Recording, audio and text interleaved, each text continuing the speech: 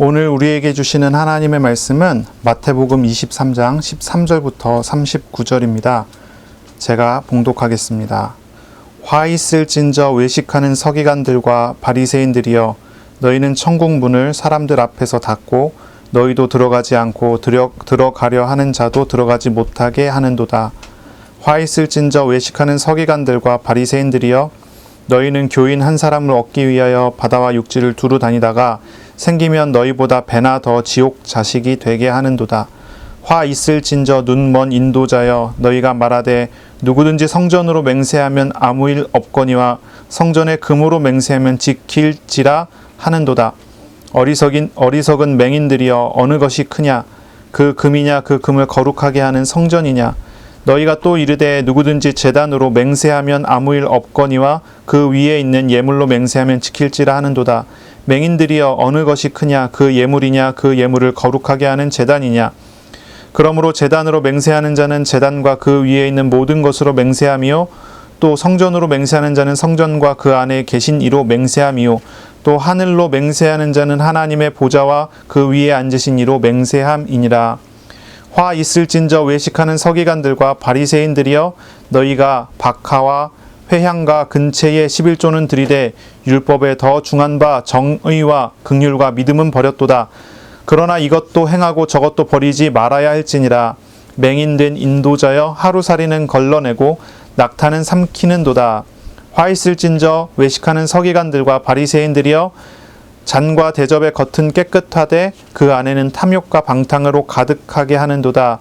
눈먼 바리새인이여, 너는 먼저 안을 깨끗이 하라. 그리하면 겉도 깨끗하리라.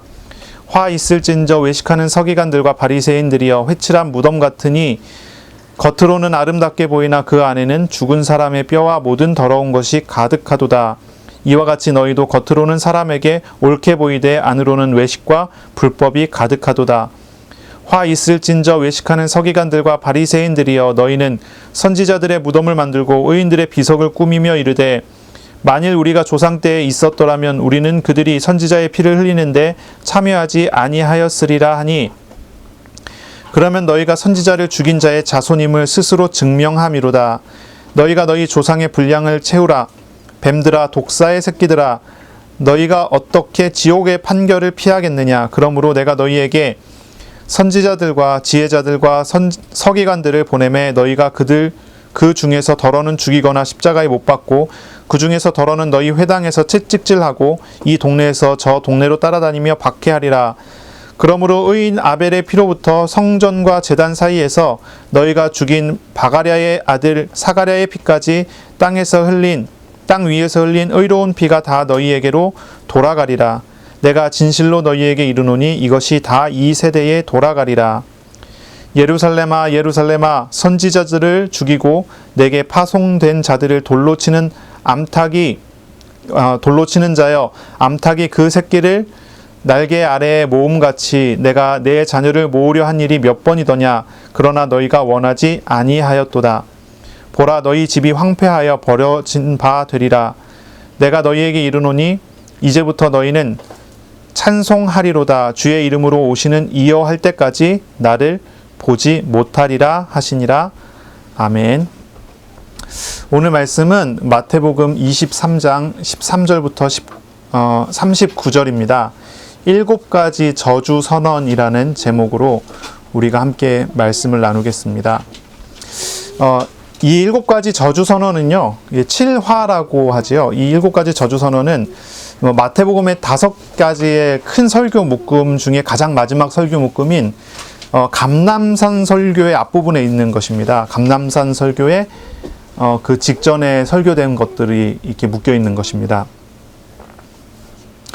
감람산에서의 설교는 24장부터 시작되지만 마태는 이 설교 묶음을 23장을 함께 묶어서 한 편을 장식해 놨어요. 이거는 분명히 우리 성령께서 분명한 의도를 가지고 이걸 묶어 놓은 것으로 우리는 보고 있습니다. 그렇게 우리가 믿고 있는데, 마태복음의 첫 번째 설교 묶음인 산상수훈의 처음 시작이 팔복이었어요.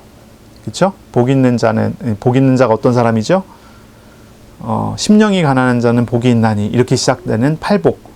이 팔복이 산상수훈의 첫 번째 설교 묶음의 가장 앞부분에 있었던 것과 같이 마지막 설교 묶음의 앞부분에는 7화를 이렇게 이제 편집해서 묶어 놓은 것입니다. 이건 분명 어떤 목적이 있어서 그렇게 했겠죠. 예수님께서 공생애를 사역을 시작하시면서 첫 설교가 회개하라, 하나님 나라가 가까이 왔다, 하나님 나라가 왔고 또 오고 있다라고 하는 그런 설교였어요. 그리고 난 다음에 예수님께서는 하나님의 나라를 가르치시고 표적을 보이셨죠. 귀신이 떠나가고 질병이 고쳐지고 하는 어떤 그런 일들을 보이셨어요. 그러던 중에 예수님께서 가르친 팔복은 하나님 나라의 복이었습니다. 하나님 나라의 복. 우리의 것이 아니라 하나님 나라의 복. 육신적인 어떤 복이 아니라 하나님 나라의 축복을 이야기를 한 거예요. 그래서 세상의 것과는 완전히 다른 것을 가르쳤죠. 세상에서는 부자가 됐을 때 복 받았다고 이야기하는데 하나님 나라는 정반대죠. 어떤 사람이 복을 받은 것입니까? 가난한 사람이 복을 받는 것입니다.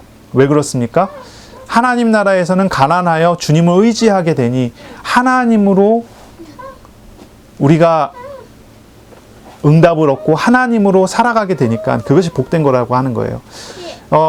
팔복은 세상의 복과는 완전히 질적으로 다르고 차원이 다른 이야기들이었죠. 2화는 확실히 대비되게 7화는 어떤 것이냐면 예수님의 공생의 마지막 때 마지막 일주일 중에 가르치신 것입니다.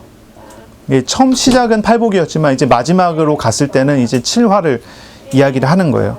특히 이제 예수님의 감람산 설교라고 하는 이제 24장부터 나오는 이 감람산 설교는요, 완전히 끝을 이야기를 하는 거예요. 하나님 나라가 온전하게 완성되어지는 때, 그때를 이야기하는 겁니다. 어떤 것이죠? 종말의 징조, 종말이 때가 됐을 때 이런 일이 벌어진다 하는 거예요. 주님께서 임하신다는 것, 세상 끝에 대한 말씀이에요. 아주 두렵고 떨리는 종말의 때를 예수님께서 설교하십니다. 그리고 그 설교에 앞서 마태는 이 7화를 묶어놓은 것입니다. 예수님께서는요, 하나님 나라에 들어가지 못하는 태도와 삶이 어떤 것인지를 가르친 거예요. 7화 자체가 그런 것입니다. 마지막 때가 돼갖고 이제 하나님 나라의 완성이 되고 세상의 끝이 오는데 그 세상의 끝 앞에서 하나님 나라에 들어가는 사람과 들어가지 못한 사람의 그런 차이를 이야기를 하는 것이죠. 그래서 7가지 화는 우리가 가만히 읽어보면 무엇을 찾을 수 있냐면 하나님 나라에 합당하지 않은 삶이 어떤 것인가를 찾아볼 수 있고 알 수 있는 부분들이 이 7화가 됩니다. 하나님 나라가 임하는 것은 순종하는 하나님의 백성에게는 천국이 회복되는 것이죠. 하나님 나라가 임한다. 이것은 하나님께 순종하는 하나님의 백성들에게는 천국이 임하는 거예요. 축복이 임하는 것입니다. 그런데 불순종하는 사람에게 하나님 나라가 임하는 것은 무엇입니까? 심판과 저주가 임하는 장면이 됩니다. 그렇습니다. 예수님께서 하나님 나라를 외쳤는데 그 하나님 나라가 어떤 사람들에게는 축복이고 어떤 사람들에게는 저주가 되는 것입니다. 예수님의 첫 설교 묶음의 가르침에서는 하나님의 나라에서 하나님께 순종하는 합당한 삶을 가르친 것인데 마지막 설교 묶음에서는 하나님 나라에 들어가지 못하는 하나님을 대적하는 사람의 삶을 드러내신 것이죠. 이렇게 이제 대비가 되는 것입니다. 오늘 우리는요, 말씀을 통해서 하나님의 나라를 보는 눈을 열고 하나님께 순종하는 그런 삶을 회복하시기를 바랍니다. 아멘. 아멘. 예. 예수님께서 오늘 7번에 걸쳐서 화 있을 진저라고 하는 표현을 씁니다. 화라고 하는 것은 헬라어 우아이라고 하는 단어인데요. 화 있을 진저. 이것은 장례식 같은 데서 슬퍼하며 외치는 소리, 이렇게 사전적인 의미가 그렇게 됩니다. 슬프다, 화로다, 뭐 이런 슬퍼하며 외치는 저주에 가까운 외침으로 이 단어를 읽을 수가 있어요. 그러니까요, 이거는요, 그 화로다, 망하게 됐다, 막 이런 표현, 그런 표현이죠. 아주 슬퍼하면서 안타까워하면서 그러나 저주하게 되어지는 그런 표현이에요. 이거는 굉장히 인격적인 외침입니다. 어떤 율법주의적인 의미에서 보이는 비인격적인 심판의 선언이 아니에요. 저주받아라 이런 표현이라기보다는 안타까워 슬퍼하며 그 감정을 담고 있는 그런 표현이라는 거죠. 이스라엘 역사를 보면요, 여러 번에 걸쳐서 이제 축복과 저주의 약속들이 나타납니다. 그 중에서도 가장 대표적인 축복과 저주의 약속이다 그러면 그리심산과 에발산 앞에서의 하나님과의 언약 장면이 있거든요. 이거는 이제 하나님께서 율법을 다 주시고 이스라엘 데리고 광야를 40년 거쳐서 이제 가나안 땅에 들어가면 가나안 땅의 그리심산과 에발산 그 사이에 서서 6개 지파는 그리심산 쪽에, 6개 지파는 에발산 쪽에 서서 하나님의 말씀을 낭독하며 외치라고 한 거예요. 약속하라고 한 거예요.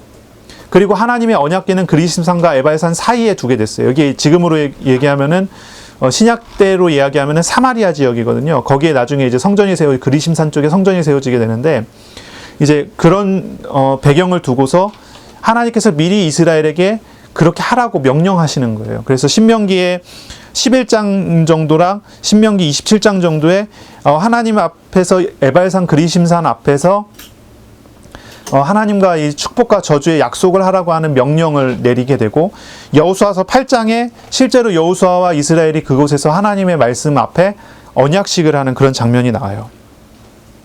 그리심산 앞에서는 그 축복을 선언하게 되는 거예요. 하나님의 말씀을 지키고 순종하면 축복이 있게 될 것을 선언하게 되고, 에발산 앞에서는요, 하나님의 금지한 것을 하게 됐을 때 저주를 받는다고 하는 그런 선언을 하게 되는 거예요. 이렇게 해서 하나님과의 모든 약속을 맺게 되는 것이 이스라엘의 민족이었어요. 이거는 이제 언약과 관련되어 있는 약속이에요. 축복과 저주 선언이라는 것이요. 그러니까 이 생각을 잘 해봐요. 이 마태복음 자체가 5가지의 설교 목록으로 되어 있는데, 이것을 이제 신학자들은 뭐라고 얘기하냐면 모세오경 있죠. 율법서. 모세가 쓴 5가지의 성경이 있어요. 그 모세 율법서, 모세오경과 대비되고, 그런 면에서 이것은 굉장히 유대적인 성경이다라고 이 마태복음에 대해서 해석을 하거든요. 이 마태복음의 처음에 이제 첫 번째 설교에서 축복의 선언이 일어나고, 마지막 설교 묶음에서 저주의 선언이 일어나요. 이거는 이제 모세오경에 이야기하고 있는 하나님과의 언약식에서 축복 선언과 저주 선언과 분명히 대비가 된단 말이에요. 그것을 같이 생각하면서 읽을 수 있어야 되거든요. 이제 그렇게 읽을 때 한번 생각해 보세요. 축복 선언과 저주 선언이 어떤 식으로 전개가 됐고, 어떤 식으로 이 축복 선언과 저주 선언이 적용이 됐는가를 생각해 보면 돼요. 모든 약속은요, 인격적이신 하나님과 맺게 되는 그런 약속이었어요. 인격적이신 하나님과 맺은 약속. 이거는요, 비인격적인 어떤 그런 법칙에 의한 것이 아니에요. 비인격적인 어떤 법칙과 비인격적인 어떤 그런 모양에 의한 결과로 나타난 것이 아니에요. 그러니까 저주받아라라고 이야기하는, 이걸 지키지 않았으니까 기계적으로 저주를 받게 되는 그런 게 아니에요. 인격적이신 하나님과의 관계 속에서의 저주 선언이란 말이에요. 이걸 우리가 생각해 봐야 돼요. 하나님께서는요, 택함받은 하나님의 백성에게 이 약속을 분명하게 지키셨어요. 순종하는 자에게 복을 주셨습니다. 그리고 불순종하는 자에게는 어떻게 하셨냐 하면 순종할 때까지 오래 참아주셨어요. 순종하도록 이끌어 주셨어요. 순종하게 되었을 때 복을 주셨어요. 물론 하나님을 완전히 거절하고 끝까지 거절하고 하나님을 대적하는 사람은 내버려 두셨죠. 이것이 인격적인 하나님과 맺었던, 이스라엘과 맺었던 그런 언약이에요. 이게 어떻게 나타났고 어떻게 적용됐는지 한번 생각해 보세요. 이스라엘이요, 이제 이집트의 왕을 신으로 섬기게 됐습니다. 이집트의 왕 파라오를 신으로 섬기게 됐어요. 요셉에 의해서 이집트로 이주를 간 이스라엘 사람들이 요셉이 죽고 난 다음에 하나님을 섬기지 않고 이집트의 신들을 섬기기 시작했는데, 그러다 보니까 어떻게 되냐면 이집트의 신 중에 하나인 파라오, 왕을 신으로 섬기니까요, 왕의 노예가 돼버린 거예요. 그러니까 이스라엘은요, 이제 이집트 신의 노예로서 고통당하기 시작을 한 거예요. 이스라엘이 사랑의 하나님을 떠나서 우상의 노예가 돼버린 거죠. 그리고 그들이 고통에 부르짖는 소리가 커졌을 때 하나님께서는 모세를 준비시키셨고, 그래서 이스라엘을 구원하셨어요. 이스라엘은 하나님의 구원하시는 역사를 보고 그 후에야 하나님께 돌아왔죠. 회개했죠. 이스라엘이 하나님께 회개하고 하나님께 돌아와서 이스라엘을 구원하신 게 아니고, 이스라엘은 하나님을 원망했고 우상 섬기게 돼서 저주를 받게 됐을 때 그 저주의 소리를 계속, 고통의 소리를 외치기만 했을 뿐이에요. 더구나 하나님께서 모세를 부르셔서 이스라엘을 구원하시려고 하는데 이스라엘이 뭐라고 반응합니까? 아주 분명하죠. 모세에게 가서 따지는 거예요. 우리를 더 괴롭게 하려고 왔느냐라고 물어. 하나님을 받아들인 게 아니에요. 자기의 고통 때문에 회개하고 하나님을 찾은 게 아니란 말이에요. 단지 고통에서 벗어나기 위해서 발버둥 치고 있었을 뿐이에요. 그리고 하나님께서 기회를 주셨을 때 그것조차도 의심하면서 받지 않았다고요. 10가지의 재앙이 일어나면서 이스라엘이 조금씩 마음이 변화되어지기 시작하고 하나님께서 그들을 바꾸려고 열심히 일을 하셨어요. 그래서 이스라엘 사람들이 마음이 완전히 변해서 출애굽을 하게 됐죠. 그런데 홍해 앞바다에 섰을 때 이스라엘은 어떻습니까? 회개한 사람의 모습이 아니잖아요. 하나님을 다시 원망해요. 우리를 저 바다에 빠뜨려 죽이려고, 물에 수장시켜 죽이려고 우리를 여기로 데리고 왔느냐. 그런데 어떻습니까? 하나님께서는요, 약속하신 대로 하나님께서는 이스라엘을 어떻게 하십니까? 저주하십니까? 이스라엘 그냥 구원하세요. 이런 모든 것을 다 경험하게 된 이스라엘에게 하나님께서는 축복과 저주의 약속을 하도록 하셨단 말이에요. 이것을 우리가 기억해야 돼요. 사사기를 보니까요, 이 역사가 계속 반복돼요. 이스라엘은 또 우상을 섬기고 고통을 당합니다. 당연히 우상을 섬기니 그 우상의 노예가 됐으니 그 우상의 노예 취급을 받으니 얼마나 고통스럽겠어요? 그렇게 고통을 당할 때 하나님께서는요, 이스라엘을 구원하시기 위해서 사사를 보내세요. 그럼 사사를 만난 이스라엘은 하나님께 회개했나요? 아니요, 그렇지 않아요. 의심하고 또 다른 생각합니다. 그러나 하나님께서 그들을 통해서 하나님이 하나님 되심을 가르쳐서 구원하시면 비로소 회개했어요. 이런 역사들을 계속 반복하게 했어요. 하나님은 이스라엘을 오래 참고 기다리시면서 시간표를 보고 구원하셨어요. 우리는 오해하면 안 되죠. 율법주의적으로 생각하면 안 돼요. 성경과 율법서, 특히 율법서를 보면 분명히 우리가 하나님께 순종하면 복받고 불순종하면 저주받는다고 했어요. 그런데 하나님께서는 이것을 절대 기계적으로 행하지 않았어요. 인격적으로 사랑으로 행하셨어요. 하나님께서는 우리가 순종하면 복을 주셨고 불순종하면 순종하도록 만드셔서 복을 주셨어요. 그리고 불순종한 죄와 벌은 어떻습니까? 불순종한 죄와 벌은 모두 다 우리를 사랑하신 그리스도께 전가시켜버렸죠. 그것이 하나님께서 이스라엘을 대해 주신 방법이었어요. 언약관계를 맺어주신 방법이었어요. 순종하면 분명히 복받아요. 불순종하면 분명히 저주받아요. 그리고 그 저주를 성자 하나님께 돌리시고, 그리고 불순종해서 돌이켜 하나님 앞에 나오도록 하나님께서 계속 은혜를 주셔서 이끌어 가셨단 말이죠. 우리는요, 저주 선언의 의미를 잘 알아야 돼요. 저주 선언의 의미. 구약에서의 이 저주 선언은 분명히 이스라엘이 하나님 앞에서 합당한 삶을 살도록 만들기 위한 방법이었어요. 이스라엘이 하나님 앞에 바르게 살도록 만들기 위한 방법. 이스라엘이 바르게 살지 못하면 그 죄와 죄값은 메시아께로 돌리고 그들은 또 하나님께서 주시는 은혜 속에서 살도록 부르시는 그런 어떤 방법. 우리가 율법에 대해서 이야기했었지요, 지난주에. 율법은요, 저주선언과 연결되는 거예요. 율법은 금지 조항들입니다. 그 금지 조항들은 저주선언과 연결이 돼요. 이것을 바울은 뭐라고 얘기했습니까? 몽학선생이라고 얘기했어요. 몽학선생이라는 것은 이제 어린아이가 학교나 회당을 가게 될 때 그 회당으로 데려가 주는 길잡이 역할을 해주는 사람이라고 할까요? 이제 그런 사람을 이야기를 해요. 우리가 율법을 받았습니다. 이스라엘이 율법을 받았어요. 율법을 받아서 그 율법을 가지고 하나님 앞에 인도를 받아야 돼요. 그 율법은 우리를 어디로 이끌어갑니까? 그리스도께로 이끌어가야 돼요.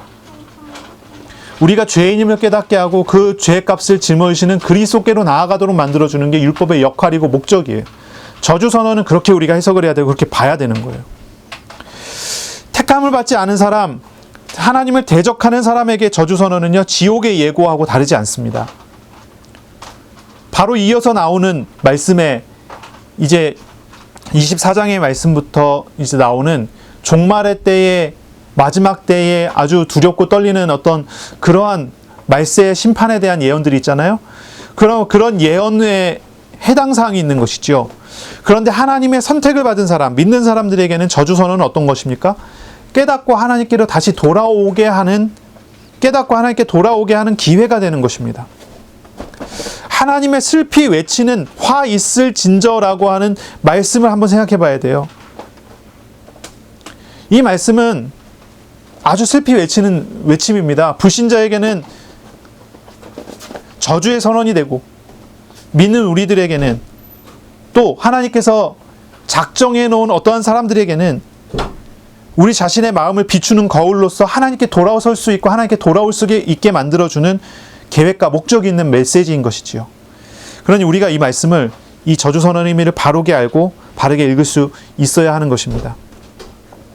이 7화 자체는요, 4가지 주제로 나눠서 우리가 정리를 해야 돼요. 4가지 주제입니다. 1화와 2화를 묶어서 우리가 생각해봐야 되는데요. 이것은 하나님 나라의 입성과 관련되어 있는 것입니다. 13절과 15절인데요. 화 있을진저 외식하는 서기관들과 바리새인들이여 너희는 천국 문을 사람들 앞에서 닫고 너희도 들어가지 않고 들어가려 하는 자도 들어가지 못하게 하는도다. 15절을 보니까요. 화 있을진저 외식하는 서기관들과 바리새인들이여 너희는 교인 한 사람을 얻기 위하여 바다와 육지를 두루 다니다가 생기면 너희보다 배나 더 지옥 자식이 되게 하는도다. 그랬어요. 하나님께서는요, 서기관들과 바리새인들이 천국문을 사람들 앞에서 닫아버리고 스스로도 천국에 들어가지 않고 천국에 들어가려는 사람도 들어가지 못하게 하는 자라고 이야기를 하세요. 바리새인 서기관들 어때요? 천국을 막아버린 사람들.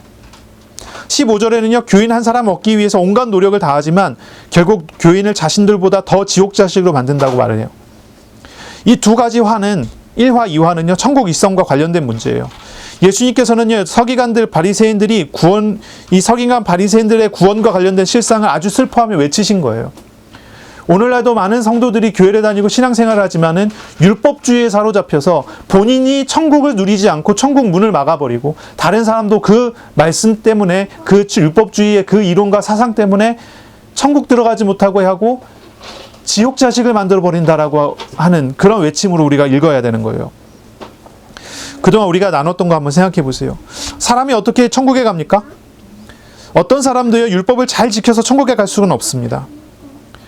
원래 원죄를 가지고 있는 인간은 죄를 벗어버릴 수가 없고 죄를 떠나버릴 수가 없기 때문에 율법을 지켜서 구원받는 것은 사실 불가능한 거예요. 원죄라는 게 뭐죠? 죄에 물들어 있는 성향이에요.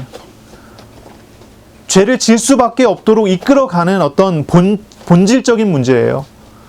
그런데 그것을 가지고 있는 사람이 어떻게 율법을 지킬 수가 있습니까? 죄를 없게 할 수 있습니까? 원죄를 가지고 있는 사람은요, 율법을 볼 때마다 거기서 자유로울 수 없음을 읽게 되는 것이 정상적인 반응이죠. 죄인인 인간은 스스로 율법을 흠없이 완전히 지킬 수가 없습니다. 죄를 씻어낼 길도 없습니다. 그렇기 때문에 인간이 구원을 받을 수 있는 것은 오직 그리스도를 만나야만 가능한 것이죠. 하지만 서기관과 바리새인들은 그리스도를 거절했습니다. 자신의 구원에 하나님의 도움을 완전히 거절했지요. 하나님을 주님으로 믿기를 거절했고 자신이 주인이 되고 영혼과 삶에 대한 하나님의 통치를 사실상 거절했습니다. 그뿐만 아니라 제자들에게도 율법주의와 바리새 사상을 심어서 지옥 자식으로 만들어버리는 거죠. 우리는 이런 위험 속에서 나와야 돼요.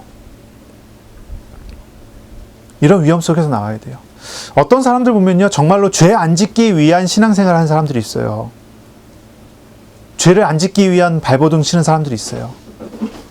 이런 죄 저런 죄의 목록을 가지고요, 그런 죄를 짓지 않기 위해서, 그리고 죄를 지었다면 어떻게 하나하나 다 회개해 가면서, 왜요? 그걸 통해서 자기가 구원을 받으려 하는 거예요.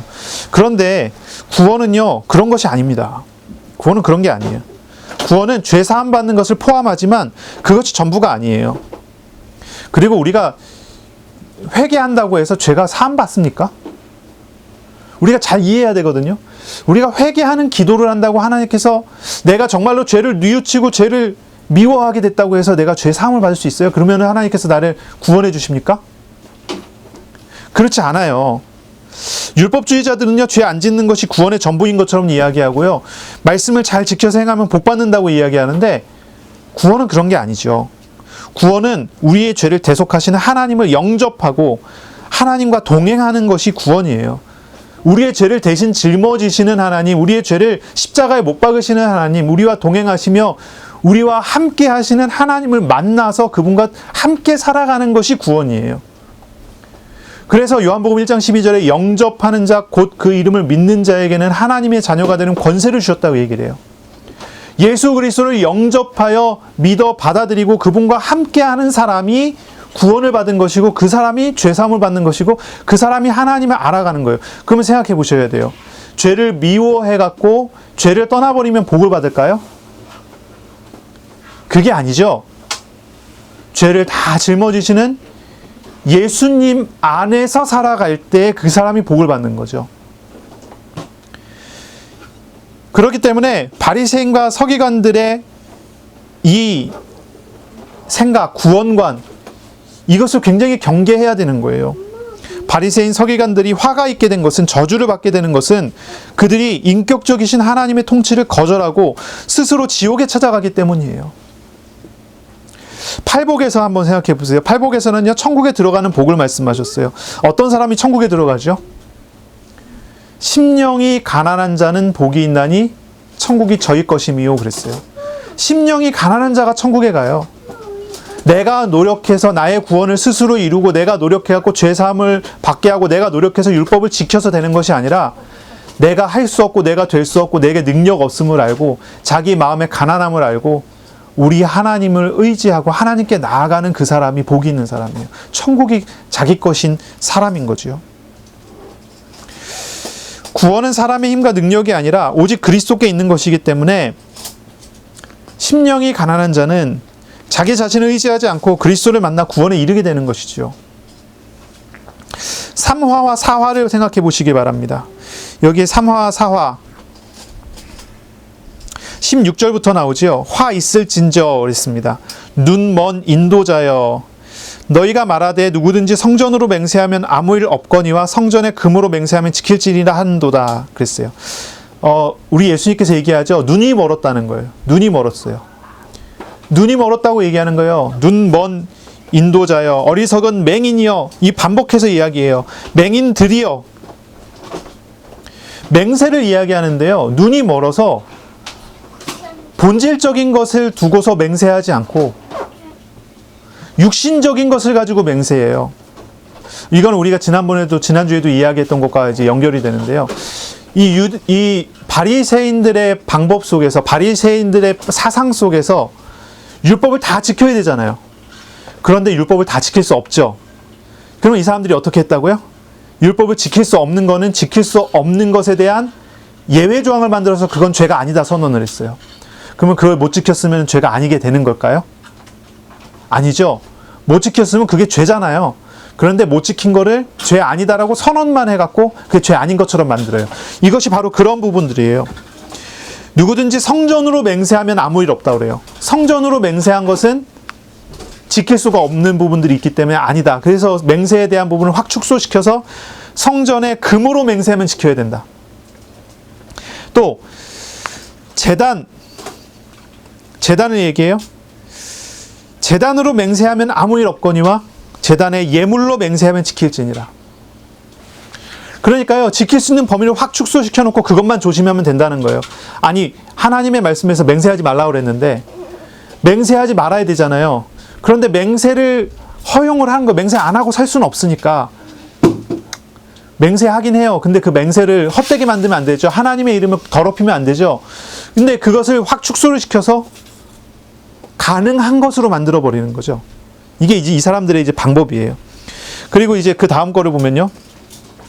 화 있을진저 외식하는 서기관 23절입니다. 외식하는 서기관들과 바리새인들이여 너희는 박하와 회향과 근체의 11조는 들이되 율법에 더 중한 바 정의와 긍휼과 믿음은 버렸도다. 그러나 이것도 행하고 저것도 버리지 말아야 된다. 맹인이라고 해요. 눈이 멀었다는 거예요. 맹인된 인도자여 하루살이는 걸러내고 낙타는 삼키는도다. 정말로 중요한 거는 다 잃어버리고 껍데기만 가지고 있어요. 그것이 문제라는 거예요. 생활을 하고 삶을 살아가는 것과 예배의식에 있어서 정말로 하나님 안에서의 삶을 살아야 되고 하나님을 만나는 예배의식을 드려야 되잖아요. 그런데 이 사람들은 어떻게 하냐면 하나님 없는 삶, 하나님 없는 예배의식이 되도록 만들어버렸다는 거예요. 그래야지 자기들이 율법을 지켰다라고 얘기할 수 있으니까요. 3화는 맹세라고 했습니다. 지킬 수 없는 율법에 대해서는 피할 길을 내고 그것을 맹세를 지켰다라고 얘기를 해요.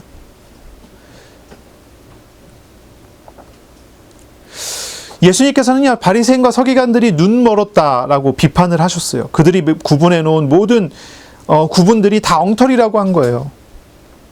한번 생각해 봐야 돼요. 하나님께 드리는 예물이 중요합니까? 하나님이 더 중요합니까? 하나님이 계시는 집인 성전이 중요하죠? 그렇죠? 하나님 계신 집이기 때문에 중요해요. 그런데 성전을 장식해 놓은 금이 더 중요하다고 생각하는 거예요. 무엇이 더 중요합니까? 율법을 하나님께서 주셨을 때 그 율법은요, 하나님 안에서 우리가 하나님께 나아가는 통로로서의 역할을 하고요, 하나님 안에서 살아가는 삶의 어떠한 기준으로서의 역할을 해야 돼요. 그런데 하나님을 빼버리고 그것이 다른 기준이 돼요. 그것은 아주 잘못된 거죠. 잘못된 거예요. 맹세하는 것 자체, 그리고 예배의식은 신앙생활에 있어서 굉장히 중요한 것이 분명합니다. 맹세는 우리를 보증해주는 하나님과 관련되어 있는 거고, 맹세는 믿는 자의 삶의 시작이고 끝이 되기 때문이지요. 그런데 바리새인 서기관들은 맹세와 같은 율법, 예배 생활의 율법을 완전히 왜곡시켜서요, 중요하지 않은 비본질적인 걸 붙잡고 가장 중요한 본질적인 것을 다 잃어버리게 만들어요. 하나님과의 관계를 단절하게 만드는 본을 보여주는 겁니다. 하나님께서는 이러한 모습에 대해서 돌이키지 않으면 화가 있다는 것을 분명히 가르치세요. 돌이키지 않으면 화가 있다는 걸 분명히 가르쳐요. 하나님의 나라를 누리는 사람은요, 율법의 조항이든 예배의 의식이든 무슨 삶의 방법이든 간에요, 이제 삶의 모든 방법 중에 맹세를 대표로 가지고 온 겁니다. 삶의 방법, 어떤 삶의 방법이든 간에 하나님 나라를 누리는 사람은요, 하나님 앞에 서야 돼요. 다른 핑계를 대서는 안 돼요. 하나님의 자리에 다른 우상을 놔서는 안 돼요. 하나님으로 맹세해야 되는데, 하나님 앞에서 서야 되는데, 사람들이 하나님 앞에서 맹세하는 거는 내버려 두고 성전의 금, 우상 같은 걸 가져와서 그것으로 맹세하도록 만들었다죠.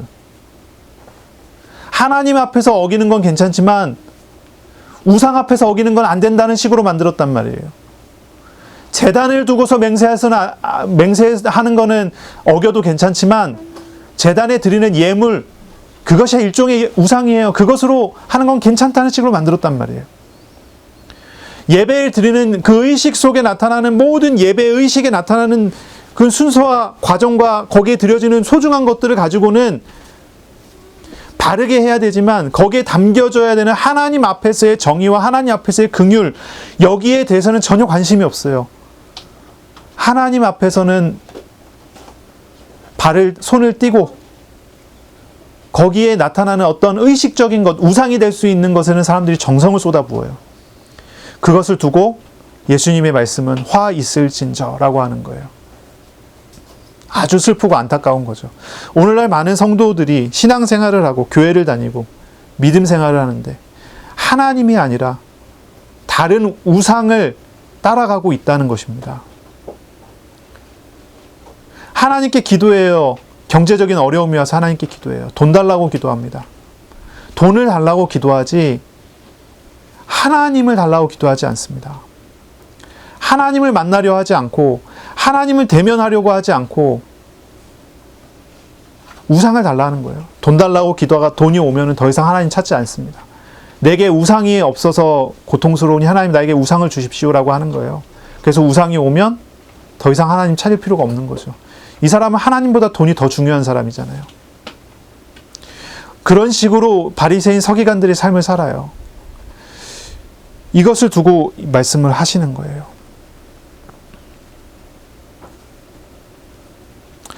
하나님 나라를 정말로 누리는 사람은 삶과 예배의식에 있어서 하나님을 두려워하고 하나님 앞에 서는 사람이어야 돼요. 많은 사람들이 삶의 여러 상황이 벌어질 때 하나님 앞에 서지 않습니다. 스스로를 속이고 합리화시키고 이게 많다, 이게 옳다 하는 그런 식의 어떤 이론들을 만들어냅니다. 핑계대는 거죠. 누구 때문에 그렇지, 자기 자신을 보지 않고 하나님이 하시는 일을 보지 않습니다. 자꾸 핑계거리를 만들어서 내 책임이 아닌 척 하는 것입니다. 하지만 정말로 복이 있는 사람은 속이는 사람이 아닙니다. 자신의 죄악과 잘못을 두고 애통하는 사람입니다. 이런 사람이 하나님께서 주시는 위로를 받을 것입니다. 팔복하고 정확하게 이게 대비가 되지 않습니까? 자꾸 자기 핑계를 대고 우상을 찾아가잖아요. 그러나 정말로 하나님 앞에 서는 사람은, 하나님 나라를 누리는 사람은 그러한 죄악과 잘못을 애통하고 하나님께로 늘 돌아가는 사람이어야 됩니다. 자, 5화와 6화를 우리가 함께 보기를 바랍니다. 5화 6화요. 25절입니다. 화 있을진저 외식하는 서기관들과 바리새인들이여 잔과 대접의 겉은 깨끗이 하되 그 안에는 탐욕과 방탕으로 가득하게 하는도다. 눈먼 바리새인이여 너는 먼저 안을 깨끗하게 하라. 그리하면 겉도 깨끗하리라. 27절입니다. 화 있을진저 외식하는 서기관들과 바리새인들이여 회칠한 무덤 같으니 겉으로는 아름답게 보이나 그 안에는 죽은 사람의 뼈와 모든 더러운 것이 가득하도다. 이와 같이 너희도 겉으로는 사람에게 옳게 보이되 안으로는 외식과 불법이 가득하도다. 이야기합니다. 5절에는요. 예수님께서 바리새인 서기관들에게 잔과 대접의 겉은 깨끗하지만 그 속에 탐욕과 방탕이 가득하다고 합니다. 6화에서는요. 6번째 화에서는요. 예수님께서 바리새인들을 회칠한 무덤 같다고 해요. 회칠이라는 말은 이제 이 유대인들의 이제 명절의 때에 유대인들이 무덤을 만져서 부정을 저질러서 예배를 드리지 못하게 하는 위험을 방지하기 위해서 여기가 무덤이라고 하는 표시를 내는 거예요. 그래서 석회 가루를 가지고 무덤마다 미리 칠을 해갖고 이제 그 하얗게 만들어 놓는 거죠. 무덤들을. 예수님께서는 회칠한 무덤은 겉은 아름다워 보일 수 있는 것이지만 그렇지만 그 속에는 죽은 사람의 뼈와 온갖 더러운 것이 가득한 거라고 얘기해요. 바리새인 서기관들이 사람에게는 옳게 보이지만 속으로는 외식과 불법이 가득한 존재라고 비판을 하시는 거예요. 이 5와 6화는요. 외식함에 대한 저주입니다. 위선에 대한 저주예요. 겉으로는 화려하게 보이고 속으로는 그렇지 않은 것에 대한 그런 부분에 대한 이야기예요. 하나님 앞에 우리가 바로 서야 되는데 하나님 앞에 서지 않는 것입니다. 그것이 문제라는 거예요. 사람들을 대할 때 반응과 태도가 다르죠.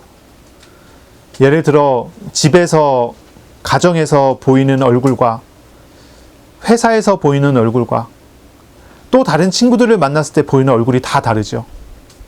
어떤 얼굴이 자기 얼굴입니까? 또 혼자 있을 때 얼굴이 다르죠. 어떤 얼굴이 자기 얼굴입니까? 더 문제는 뭐냐면 하나님 앞에 섰을 때도 얼굴이 다르다는 거예요. 어떤 사람들이 이런 비판을 합니다. 교회에서는 천사처럼 앉아있다. 아빠 이게 어때? 교회에서는 천사처럼 앉아있어요. 가정에 가면 악마가 된다는 겁니다. 가면을 쓰는 거죠. 하나님 앞에서 가면을 써요. 하나님 앞에서 괜찮은 척, 사람들 앞에서 괜찮은 척.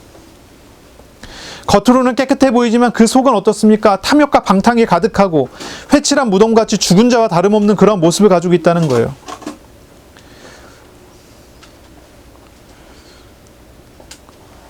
그렇게 함으로써 자신들뿐만이 아니라 다른 사람조차도요 구덩이에 빠지게 만드는 그런 역할을 하는 것이 이 바리새인 서기관들이라고 하는 거죠. 그렇지만 예수님께서 분명하게 외치시고 또 외칩니다. 돌아서야 된다고 외치는 것입니다. 이런 사람은요 어떻게 해야 됩니까? 어떻게 해야 됩니까? 자기 속에 부패하고 죽은 것과 다름없는 상태라는 걸 알고 마땅히 회개하고 자기 안을 깨끗하게 하고 구세주이신 예수님을 영접하여 믿어야 되는 거죠. 마음이 부패한 사람은 이미 죽은 자와 다름없고 천국에 대한 희망이 없는 사람입니다. 그러나 마음이 청결한 자는 복이 있나니 저가 하나님을 볼 것이라고 말합니다.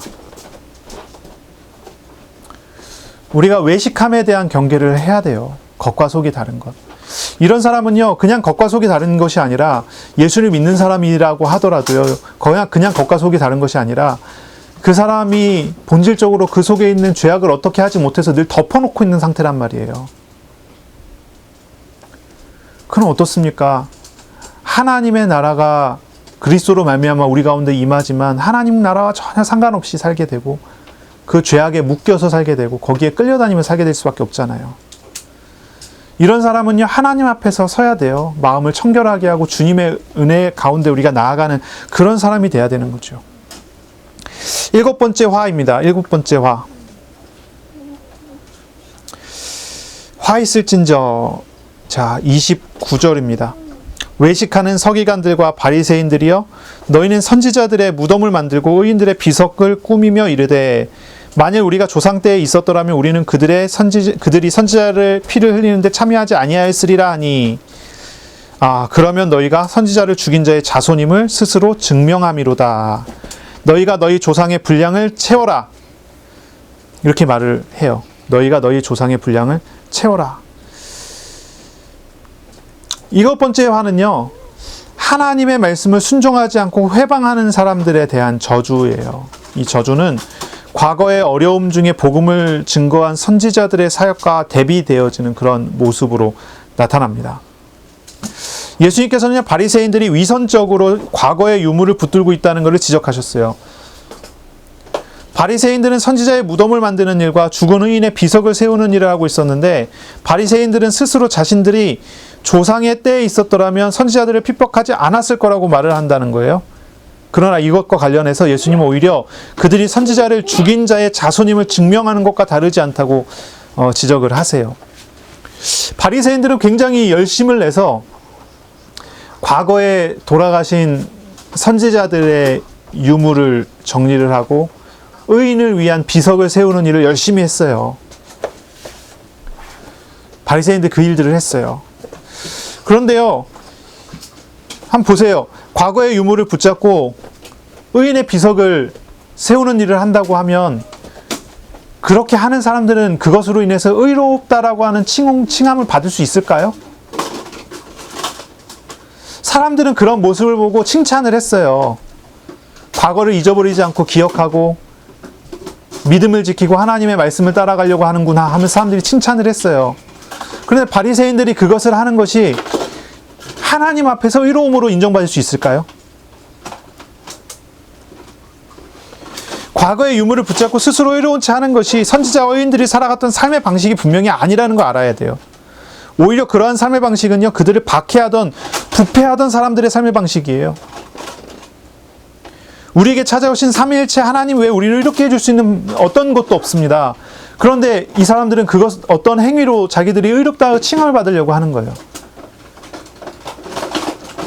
하나님이 아닌 다른 우상, 하나님이 아닌 다른 것, 예수님의 말씀을 우리가 한번 생각해 봐야 돼요. 이 사람들이 과거의 유물을 자꾸 이렇게 들춰내고 과거의 유물을 붙들고 있는 그런 방식 자체가 선지자들의 편에 있다는 게 아니라 선지자들을 죽이는, 박해했던 사람들과 같은 편이라는 걸 가르쳐 주는 거라는 거예요. 선지자들은요, 자신들이 박해를 받고 죽을지라도 하나님의 말씀 때문에 나아갔고 하나님의 말씀으로 인해서 살아갔어요. 그런데 박해하던 사람들 어떻습니까? 자신들이 가진 것, 자신들의 재물과 자신들이 소유하고 있는 것을 잃어버리지 않기 위해서 하나님의 말씀에 귀를 닫고 하나님 말씀을 전하는 사람들을 죽이려 갔던 거죠.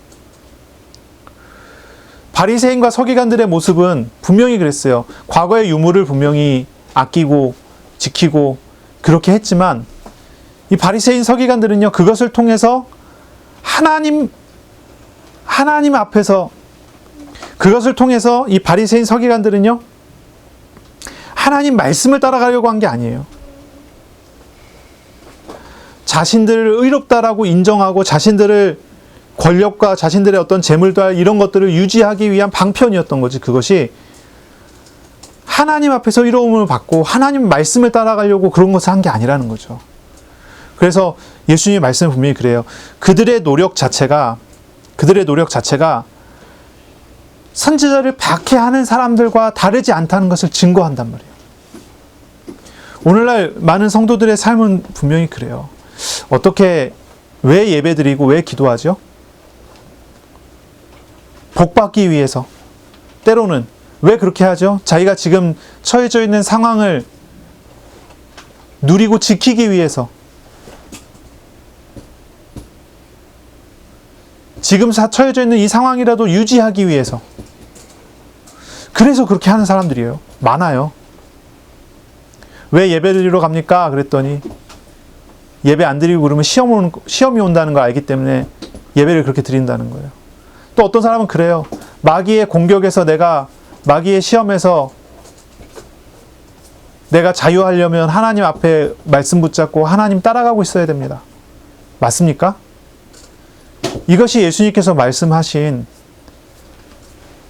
이 저주선언에 해당하는 사람들의 삶과 다르지가 않다는 말이죠. 이게 율법주의의 어떤 한편에서 그런 영향 속에 있다는 거예요. 바리새인들이 붙잡고 있던 과거의 유물은요, 그들을 높은 곳, 그들을 우상화시켜줄 수 있는 곳으로 자기들을 높여줄 수 있는 도구의 역할을 하도록 그것을 했다는 것을 우리가 알아야 되는 거죠. 결국 예수님은요, 바리새인과 서기관들은 하나님의 의를 위해서 사는 사람이 아니라 의를 가장하고 꾸미고 외식하는 이들이라는 거예요. 그리고 결국은 하나님을 대적하면서 하나님의 사역을 회방하는 자라는 것을 지적하신 거예요. 하나님께서는 이런 모습에 대해서 돌이키지 않으면 화가 있을 것이라는 것을 분명히 가르친 거예요. 하나님 나라에 합당한 사람은요, 과거의 유물을 붙들고 이로운 척하는 게 아닙니다. 현재 하나님 앞에서 부족한 자신을 하나님께 고백하고 늘 회개하고 주님을 의지하면서 살아가는 사람이에요. 팔복의 마지막 8번째는 의를 위하여 박해를 받는 것입니다. 의를 위하여 박해를 받는 사람은 복이 있습니다. 천국이 저희 것이라 했습니다. 의로우신 하나님을 위해 자신을 드리는 것이 중요한 거예요. 자신을 위해 살아가는 것이 아니라 하나님의 의를 위해 살아가는 것이 천국 생활을 하게 되는 가장 중요한 열쇠인 것입니다. 이것을 우리가 기억해야 되고 이것을 우리가 생각해 봐야 돼요. 말세예요, 말세. 막 곳곳에서 지진에 대한 소문이 나고요. 곳곳에서 홍수에 대한 이야기들이 들려 있고요. 전염병의 소문이 돌고 있습니다. 이럴 때 우리는 하나님의 나라를 바라보고 하나님의 나라를 소망하고 하나님이 함께하는 사람으로서의 삶을 살아가야 되지요. 우리는 하나님 나라에 합당하지 않은 모습이 어떤 것인지 오늘 말씀을 통해서 생각하고 들으면서 또 하나님 나라에 합당한 사람으로서의 삶을 우리가 배워갈 수 있어야 할 것입니다. 이 말씀 이후에 예수님은요, 이렇게 말씀하세요. 32절에 너희가 너희 조상의 분량을 채워라. 그렇게 얘기해요. 34절에 내가 너희에게 선지자들과 지혜 있는 자들과 서기관들을 보내매 너희가 그 중에서 더러는 죽이거나 십자가에 못 박고 그 중에서 더러는 너희 회당에서 채찍질하고 이 동네에서 저 동네로 따라다니며 박해하리라. 됐어요. 이제 예고가 되는 거죠. 결국 이 사람들은요, 이 바리새인 서기관들은요, 결국 예수님의 이 말씀대로 하게 되죠. 예수님을 잡아 십자가에 넘기고 제자들과 전도자들을 붙잡아 박해를 하는 그런 과정으로 넘어가죠. 겉으로는 굉장히 의로운 척하고 의로운 모습을 보였지만 실제로 그 사람들의 실상은 이 말씀을 통해서 증거가 되고 그리고 그 사람들의 행동이 지금 우리들에게 증거를 보여주고 있는 것이죠. 그리고 이제 37절부터 39절인데요. 이런 말씀을 합니다. 예루살렘아 예루살렘아 선지자들을 죽이고 내게 파송된 자들을 돌로 치는 자여, 암탉이 그 새끼를 날개 아래 모은것 같이 내가 내 자녀를 모으려 한 일이 몇 번이더냐. 그러나 너희가 원하지 아니하였도다. 이제 예언을 하는 거죠. 보라, 너희 집이 황폐하여 버려진 바 되리라. 내가 너희에게 이르노니 이제부터 너희는 찬송하리로다. 주의 이름으로 오시는 이여 할 때까지, 우리 예수 그리스도께서 오실 때까지 나를 보지 못하리라 라고 예언을 하셔요. 보지 못하리라는 말은 뭐죠? 이제 더 이상 이들에게 있는 기회가 넘어간 것입니다. 기회가 넘어가게 된 거예요. 그리고 이제 24장으로 넘어가서 말세의 일들에 대한 말씀을 하기 시작하죠. 이 7개의 화는 분명히 그렇습니다. 회개하지 않는 예루살렘으로 그리고 종말로 이어지는 저주가 될 것입니다. 그러나 이 말씀을 듣고 하나님 앞에 회개하고 돌이키고 하나님 나라에 합당한 사람으로 돌아서는 사람들은 구원을 받게 되고 종말할 때의 고통과 고난이 계속된다 할지라도 하나님의 나라를 누리는 복을 얻고 누리게 될 것입니다. 자, 이 7가지 화는요, 우리가 반대로 생각해보면 우리가 응답을 누릴 축복이 담겨져 있음을 우리가 알 수 있어요. 우리가 율법주의에서 복음으로 돌아서고 비본질에서 본질로 돌아서고 더러운 위선에서 청결한 마음으로 그리고 하나님을 대적하는 데서 하나님을 순종하는 것으로 우리가 돌아서게 된다면 우리에게 이게 임하게 되고 우리가 누리게 되는 하나님의 나라의 온전한 응답들을 우리가 누릴 수 있게 된다는 것이지요. 각자가 하나님 앞에서 자신의 시간을 드리고 하나님 앞에서 무릎을 꿇으시기를 바랍니다. 우리 자신을 주님 앞에 내려놓으세요. 십자가의 예수님께서 우리를 풍요롭게 하실 것입니다. 자기를 내려놓고 예수님을 찾는 사람은 그 마음에 하나님의 나라가 임하고 하나님과 동행하는 천국의 삶을 살아가게 될 것입니다. 그리고 삶에서 그리고 예배에서 하나님을 찾으세요. 겉모습을 통해서 그 내면에 하나님이 하시는 일을 발견할 수 있어야 될 것입니다. 기도의 응답보다 더 중요한 것은 응답하시는 하나님께서 내게 함께 계시다는 것이지요. 기도 응답을 붙들고 기뻐하지 말고 응답하시는 하나님으로 인하여 기뻐하는 그런 한 주간이 되시기를 바랍니다. 우리를 붙드시고 우리를 치유하시고 우리를 세우시는 하나님의 사역이 한 주간 동안에 우리의 삶에 있기를 축원합니다.